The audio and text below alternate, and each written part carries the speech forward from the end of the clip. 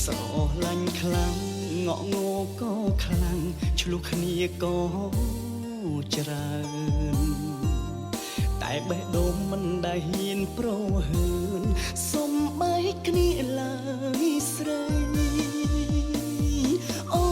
នប្រើពីបែកក្រោយពីមានងត់ទៅមានអ្នកទី3បេះដូងដូចហាំងធ្លាក់ដល់ដីពេលលឺស្រីអូនស្ដីយ៉ាងនឹងបែកពីបងសុំអូននិយាយល្អពីបងខ្លាផងប្រាប់គេថាបងស្រឡាញ់រូបអូនខ្លាំងណាស់បើប្រងម្នាក់នោះមិនស្មោះត្រង់ហ៊ានទុកអូនចោលប្តីផ្ដាំប្រាប់គេឲ្យច្បាស់ថា